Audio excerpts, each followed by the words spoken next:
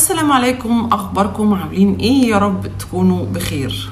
طبعا انا كنت ناويه اخفي لوك شعري لحد يوم الخميس، يوم عيد ميلادي. كل سنه وانا طيبه، وكل سنه وانا جميله، كل سنه وانا حرقه دم البعض، وان شاء الله ربنا دايما يطول في عمري وافضل كاتمه على نفسكم اطول فتره ممكنه. ولكني يعني عشان هعمل فيديو كده وخلاص، لان الخميس كمان قرب، فقلت خلاص بقى اظهر لكم بلون شعري وخلاص، انتم مش غرب يعني. في الحقيقه على الانستجرام ناس كتير قالت لي قعدوا يتوقعوا اللون، وفي بنوته معانا كسبت، هو فعلا قش. طيب بعيدا عن الهزار بقى، خلينا نخش في الموضوع علشان نتكلم جد شويه، عندنا مواضيع مهمه. اول حاجه كالعاده الزمالك ما بيسابش لحاله، فابراهيم فايق.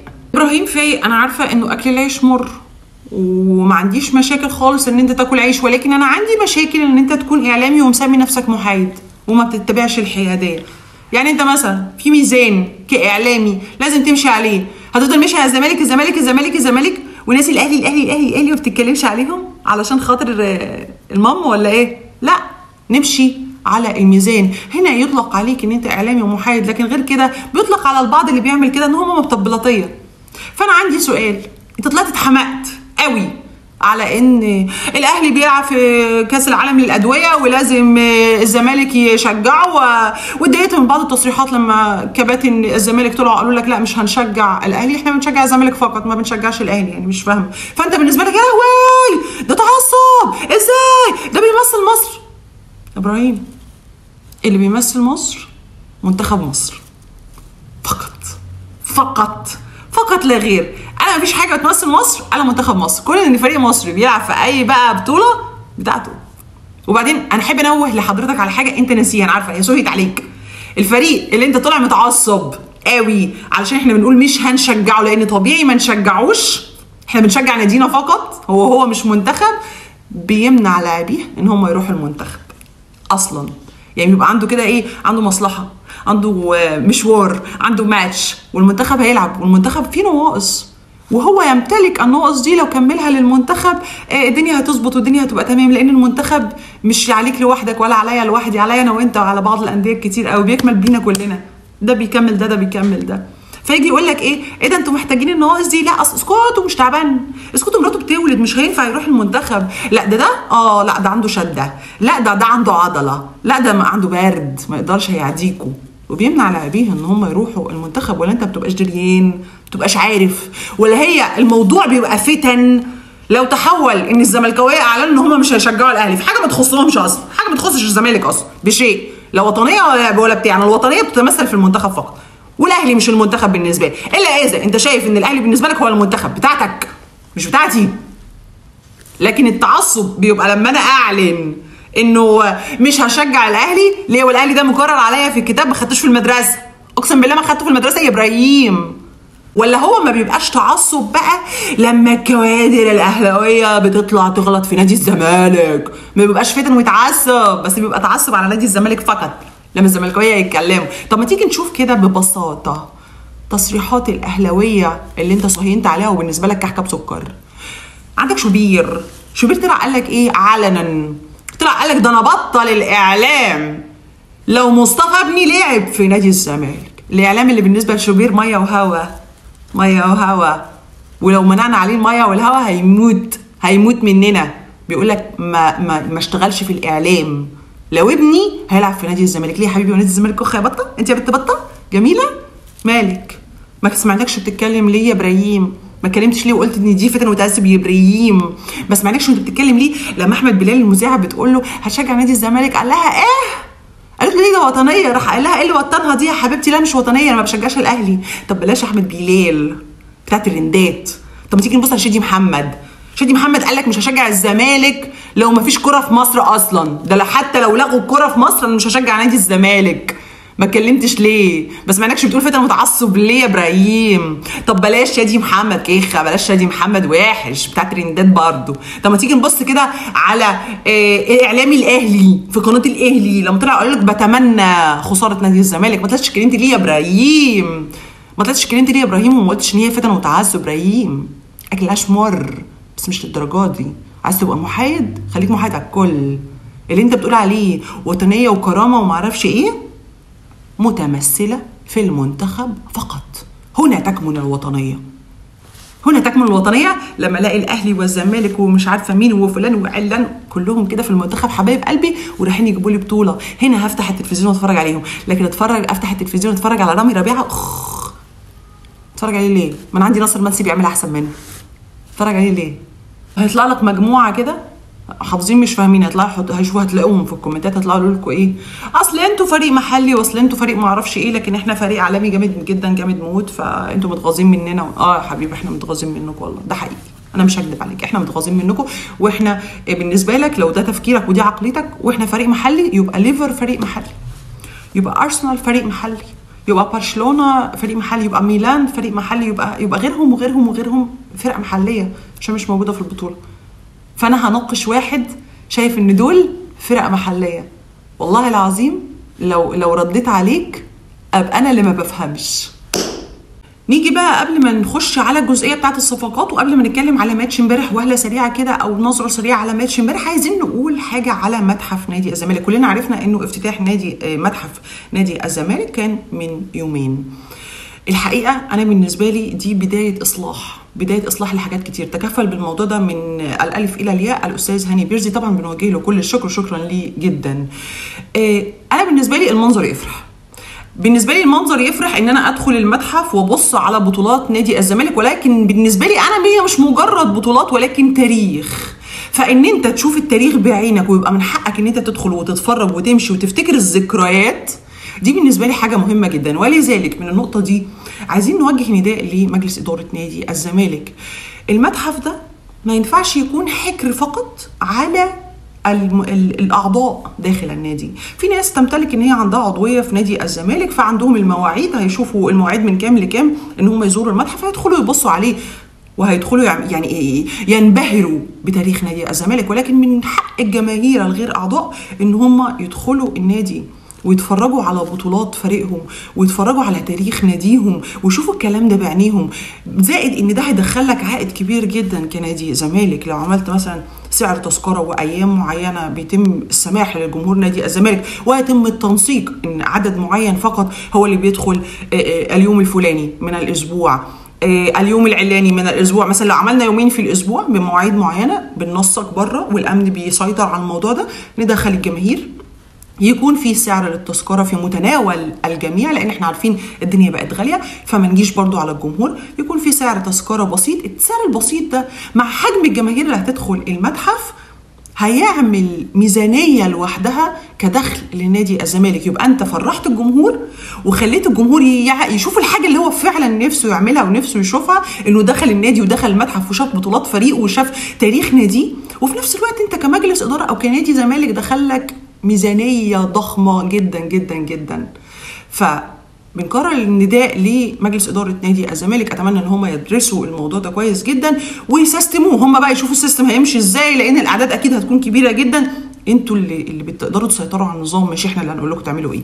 فاتمنى ان هم يدرسوا الموضوع ده، لان كل جماهير نادي الزمالك من حقها، مش بتطلب ولكن من حقها، ان هي تدخل المتحف وتشوف تاريخ ناديها. ندخل على النقطه اللي بعدها.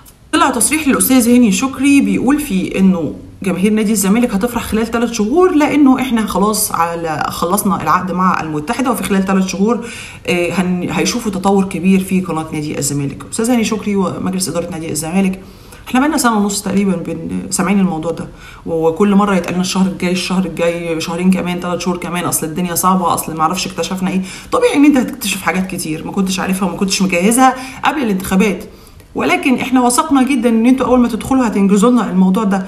ولكن حتى الان اللي شايل على عاتقه فكره ان هو يكون الاعلام البديل هو جمهور نادي الزمالك، ومحدش بيحركه زي العرايس الماريونات زي البعض.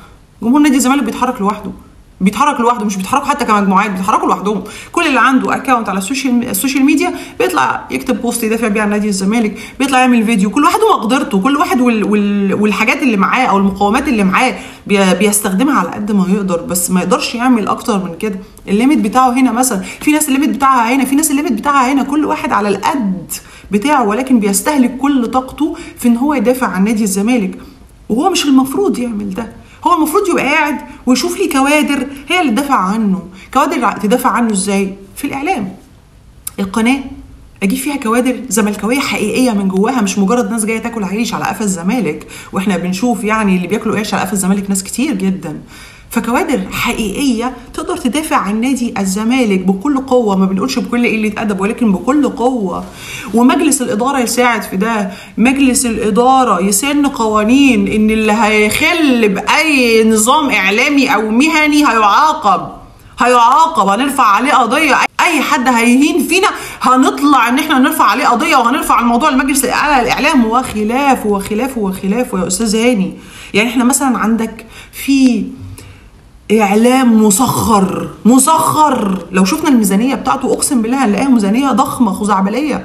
اعلام مسخر، اعلاميين كده مسخرين نفسهم للهجوم عن نادي الزمالك. الموضوع بتاعهم ما بيكونش عن ناديهم ولكنه عن نادي الزمالك، المحتوى بتاعهم ما بيكونش عن ناديهم ولكن عن نادي الزمالك، وعن اختلاق مشاكل عن نادي الزمالك، وعن فتح صناديق لنادي الزمالك، كانهم نيابه عايشين دور النيابه ماسكين نادي الزمالك. حتى لو ما لقوش حاجه بيخترعوا جديد، ما عندهمش مشكله. مواقع كتير بتفبرك اخبار عن نادي الزمالك، ده ناهيك بقى عن اللجان اللي مسخرها جيمي عن الكلام عن نادي الزمالك وفبركه الاخبار عن نادي الزمالك والتريقه على نادي الزمالك وخلافه. لو فضلنا نتكلم هنعد كتير قوي يا استاذ هاني. فالمفروض يقوم بدور قصاد كل ده اعلام نادي الزمالك. اعلام نادي الزمالك لازم يكون مكون من ايه؟ من قناه نادي الزمالك اول حاجه، وبعدها بقى ياتي اللي ياتي بعده. ولكن الاساس بتاعي نادي الزمالك. اختار كوادر صح، كوادر عقلانيه، كوادر قويه وليها سي في قوي، لان محتاجه ناس تقال، مش محتاجه ناس خفيفه. انا محتاجه ناس تقال، ناس مهنيه، والمهنيه دي اهم شيء، وعندنا منهم كتير جدا عقلانيين ومثقفين ومهنيين وبيحبوا نادي الزمالك ومن كوادر نادي الزمالك وليهم سي في قوي. عندنا ناس كتير جدا، احنا مش عندنا ناس قليله، ده احنا عندنا كتير. ولكن اللي منع الناس دي تتكلم ايه؟ لسه قناه الزمالك ما اتعملتش. فلحد امتى الجمهور هو اللي هيفضل شايل على كتفه فكره الدفاع عن نادي الزمالك؟ كده كده هيدافع، ولكن لازم قناه الزمالك في اسرع وقت تنجز. مش عايزين نتكلم في الموضوع ده تاني. فاتمنى فعليا ان ده يبقى اخر تصريح، انه فعلا بعد 3 شهور قناه الزمالك هنشوف فيها تطور كبير جدا. ندخل على النقطه اللي بعدها. هحاول اختصر في قصه ماتش امبارح. ماتش الزمالك ده فيه هرتله مش طبيعيه. الشوط الاولاني مختلف عن الشوط الثاني، ما استغلناش اي نقط ضعف في الفريق لانها اوريدي اصلا في مليانه، مع انها مليانه نقط ضعف كتير جدا ما استغلناش. وعلى فكره الفريق مش قوي، الفريق جاله الثقه بالنفس بعد اول هدف جاله، اللي هو هدف اخطا فيه خطا كلي عواد فقط. هنا الثقه جت للفريق الاخر وبدا بقى يجيب الثاني، وبدا ان هو يلعب صح، وبدا ان هو يجيله قوه في الملعب وخلافه وخلافه وخلافه. مش هنقعد نتكلم في حاجات كتير. فالزمالك ما استغلش حاجات كتير، الزمالك استهتر، اللاعبين استهتروا، كلنا شفنا استهتار اللاعبين. ولذلك بنتكلم في فكره ايه؟ ان لازم يكون في عقوبه وتكون مشدده على فريق نادي الزمالك وعلى اللاعبين. ليه؟ علشان الاستهتار ده ما يحصلش تاني، عشان نتفادى اي استهتار تاني، عشان لما تنزل الملعب تنزل تاكل النجيله وتلعب برجوله. لما تتخصم منك فلوس هتنزل الملعب بعد كده هتاكل النجيله. هي نقطتك في الفلوس. الاغلب دايما نقطته في فكره ايه؟ الفلوس هي المتحكم الاول والرئيسي في نفسيه البني ادم. فانا لما اسلخ كده من فلوسك واخد منك مبلغ، ساعتها لما هتنزل لي النجيله هتنزل تلعب كراجل ذكر نازل الملعب، هاكل النجيله، مش هستهتر، مش هضيع نقطه تروح مني، نقطه عرق كده مش هضيعها، هجري في الملعب وهجيب اجوال وهنجز. لكن اللي احنا بنشوفه ده مستهتار، ولو ما عاقبناش اللاعبين هيفضلوا يتمرقعوا كده كتير، فاحنا مش عايزين مرقعه. طيب نيجي عند عواد. بناشد الجميع، احنا مش عايزين نسلخ عواد. ليه؟ لانه رصيده يسمح، رصيد عواد يسمح. اللي حصل امبارح الجول ده اللي دخل فينا كان خطا مين؟ خطا عواد، وكلنا شفنا ده. معاه 2 مدافعين، انت خارج ليه؟ انا ما اعرفش، ولكن بتحصل كتير وبتحصل عند كل فرق العالم، بتحصل كتير. فهل يستدعي الموضوع ان احنا نسلخ عواد؟ لا. ليه؟ لانه رصيده يسمح وكلا ما لا يسمح. حصل خطا، ولكن ننبهه عشان ما يحصلش تاني بقى في ماتشات كبيره. فالحمد لله ان هي جت على قد كده. رصيد عواد يسمح ان احنا ما نسلخوش. عايزه اقول حاجه بمناسبه ان انا بتكلم على الفريق.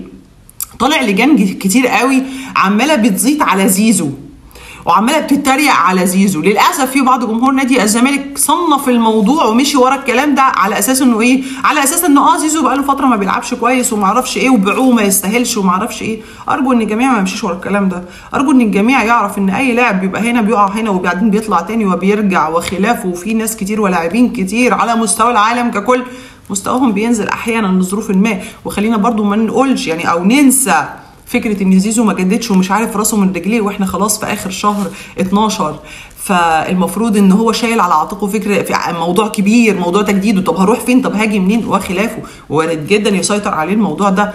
اللاعبين دول مش روبوت، هم عندهم نفسيه، بيحسوا. فاحنا لازم نبقى هاديين عليهم شويه. مش معنى ان زيزو حصل تقصير في بعض الحاجات نسلخه ونقول له لا انت ما تستاهلش، لا انت ما بتعملش. لا، زيزو يستاهل.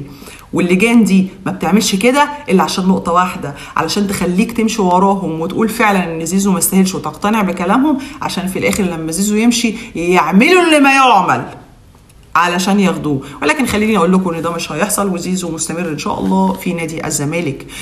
ندخل على النقطة اللي بعدها. عندي بقى كم إصابات نتجت من ماتش امبارح. طبعا كلنا عارفين المصابين السابقين، ولكن جالهم مصابين جداد من ماتش امبارح. أولهم بنتايج. كنا خايفين جدا طبعا على الإصابة البنتايج، ولكن قدر الله ما شاء فعل. بنتايج عنده إصابة في المفصل ما بين الترقوة ولوح الكتف. هيجي مصر ان شاء الله وهيتعمل له اشعه، وساعتها هيتعرف حجم الاصابه ومده العلاج باذن واحد احد. يا رب يا رب تعدي على خير.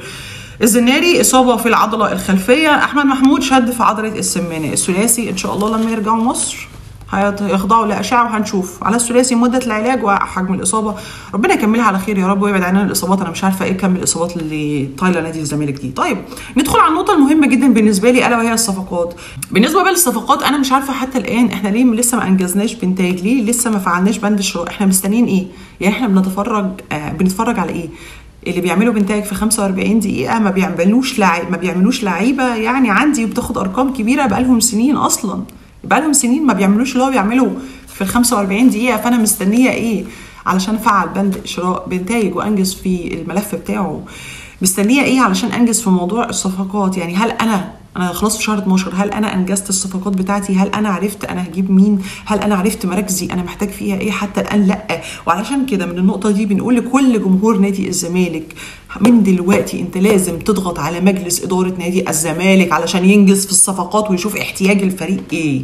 فبعد اذن الجميع، ده بقى المره دي مش نداء لمجلس اداره نادي الزمالك قد ما هو نداء لجماهير نادي الزمالك. عايزين كلنا يبقى شغلنا الشاغل في الفتره اللي جايه ان احنا كلنا نضغط على المجلس علشان ينجز في ملف الصفقات، وما تكونش صفقات تاني وتالت ورابع، ما تكونش صفقات كل واحد بيختار صفقه على حده، كل واحد بيختار اللي على مزاجه ويجيبوا الكافيه يمضي معاه ويجيبوا المكتب يمضي معاه. لا، الاختيار لابد ان يرجع للمدير الفني فقط. المدير الفني عايز هولاكو هجيب هولاكو. ليه؟ لان انا هحاسب المدير الفني بعد كده لو هولاكو ده ما ينفعش. فبعد اذن الجميع اتمنى ان انتوا تبقوا ايد واحده، وكلنا من النهارده ما نملش من اننا نتكلم عن الصفقات. اشوفكم في الفيديو الجاي ان شاء الله.